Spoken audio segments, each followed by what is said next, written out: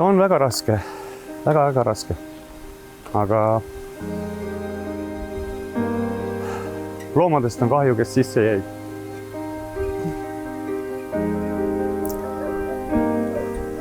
Ei ole mul seda nunnupalli, kes mul värava ette jooksis. Aga tema me leidsime üles, üks koer on kuskil kadunud siin sees, et ei tea.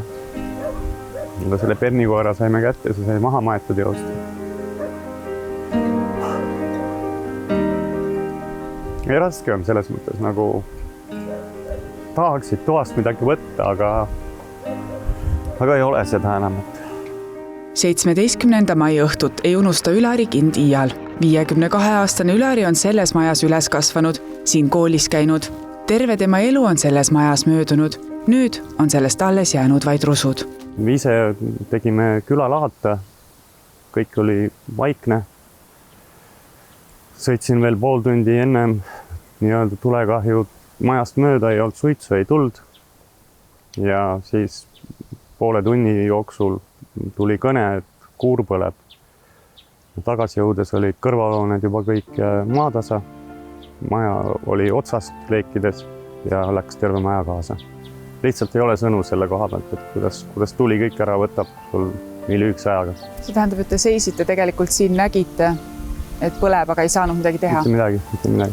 Laps oli ka nii hüsteerias, et isa ära sisse mine, et jääd ise ka sinna. Korra käisin teiselt poolt majas sees. Suitsu oli tuba täis, ei jätnud ennast sinna. Päästa ei oleks nagunii midagi saanud. Maja on Ülarile pärandanud tema isa. Ka mehel endal oli plaan see enda pojale edasi anda. Unistused olid alles 2 nädalat tagasi, kui poeg ütles, et peaks üles öötoa veel ehitama, et oleks parem niimoodi olla. Ja täna jah, on nii, et ei ole tuba ja ei ole mitte midagi. Unistused olidki kõik kogu aeg, ainult nagu paremaks ja paremaks. Ise väga tegus ja iga hetk sai kuskil midagi ehitatud.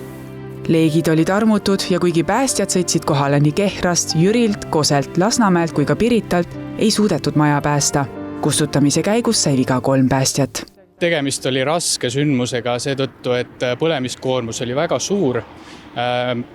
Rolli mängis ka ilm, oli tuuline ja seetõttu oli tulelevik üsna kiire. Kuna hooned siis on suures osas hävinenud, siis on meil keeruline öelda midagi kindlat, et tõendid ja viiteid sellele, et millest tulekahju võis alguse saada, on väga vähe alles.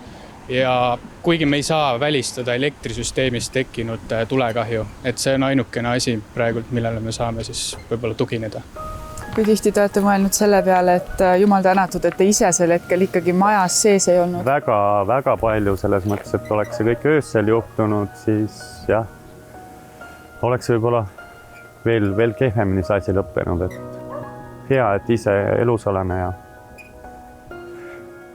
kõik see, mis on materiaalne, selle saab taastada, aga hingesid selles mõttes tagasi ei too ja see on hea, et ise elus.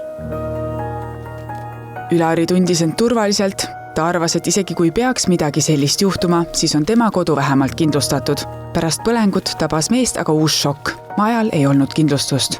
Kindlustusega oli täpselt niimoodi, et teadsin kuni lõpuni, et on kindlustus olemas, kuna maja oli hüpoteegiga eks-elukaaslase maja kindlustuseks, nii-öelda tagatiseks. Ja siis selgus, et kindlustusleping on lõppenud 24. aastal elukaaslase makseraskuste tõttu ja täna majal kindlustus puudub. Mina seda isiklikult ei teadnud. Oleks kindlustus olnud, oleks väga suur tugi olnud sellest. Kui suur šokk see siis lisaks kõigele veel oli? See tuli veel hullem, sinna juurde veel kõik, et nagu. Kuna Ülari on enda kogukonnas aktiivne olnud ja ikka teisi aidanud, jõudis nüüd esmane abiga koheselt temani. Vald andis talle korteri, inimesed aitasid riiete ja muu vajalikuga. Siiski ei ole see piisav, et uut kodu uuesti üles ehitada.